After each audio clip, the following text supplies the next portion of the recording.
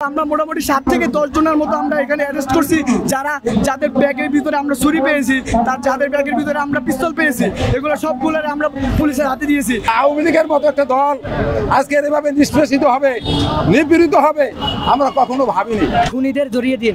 আমাদের গতকালকে বৈষম্যবিরোধী ছাত্র আন্দোলনের আমাদের যে দায়িত্বশীল ছিলেন তারা আমাদেরকে বলেছেন যে আমাদের 15 তারিখের স্লোগান হবে 15 তারিখ সারাদিন খুনিদেরকে ধরিয়ে দিন। আমরা সেই কাজই করার চেষ্টা করছি। কারা এখানে দখল করে, কারা এখানে আপনার মোমবাতি প্রজ্বলন বা আপনার এই যে শোক দিবস পালন করতে আসে, তারই জন্য আমরা এই জায়গায় আছি।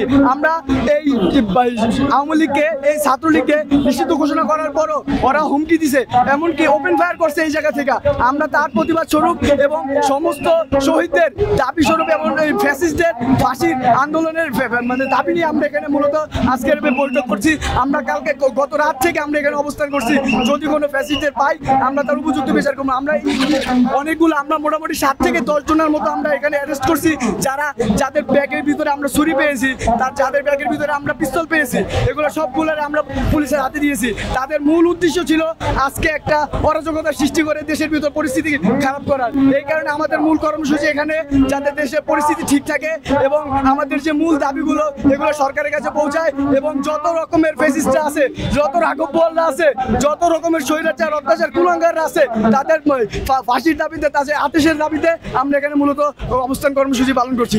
ধর্মে বলছে তুমি বেঁচে আছো বা তুমি অবস্থান করো তোমার কৃতকর্মের কারণে, তুমি যে করো, যে কাজ করো, সেই কাজের ফসল হিসেবে তুমি বেঁচে আছো বা বেঁচে থাকো বা অবস্থার পরিবর্তন হয়। তা আওয়ামী লীগের মতো একটা দল আজকে এভাবে নিষ্পেষিত হবে, নিপীড়িত হবে, আমরা কখনো ভাবিনি। তার স্তম্ভ অনেক মজবুত ছিল, ভারতের সহযোগিতা নিয়ে সেই স্তম্ভ অনেক মজবুত শক্ত করেছিল, কিন্তু তার সেই শক্ত অবস্থান আজকে ধরে রাখতে পারে নাই।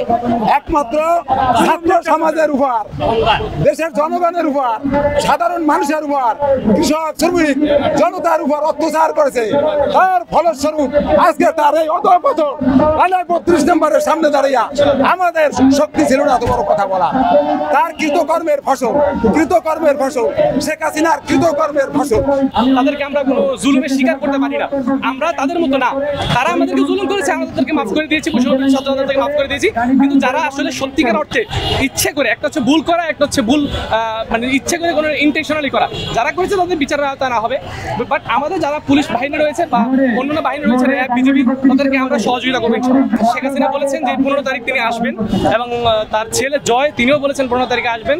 আমরা গতকাল রাত্রে আমরা দেখেছি আওয়ামী লীগের পেজ থেকে বলা হচ্ছে প্রায় 10 লক্ষ নেতাকর্মী তারা ঢাকায় অবস্থান করবেন, তারা ঢাকার রাজপথ দখল করবেন এবং বৈষম্যবিরোধী ছাত্র আন্দোলনে যারা ছিলেন তাদেরকে তারা প্রতিহত করবেন। তারা প্রতি বিপ্লব করার মানে ভুয়া একটা অকল্পনীয় অবাস্তব কল্পনা বিলাসে তারা রয়েছেন।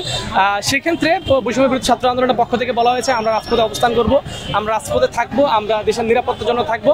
দেশ স্বাধীন হয়েছে, আমরা প্রতি বিপ্লব প্রতিহত করার জন্যই আজকে ছাত্র আন্দোলন এবং বৈষম্যবিরোধী ছাত্র আন্দোলনের সমস্ত সমন্বয়করা, সাধারণ ছাত্ররা এবং সাধারণ জনতা আমরা দেখতে পাচ্ছি এখানে উপস্থিত রয়েছে।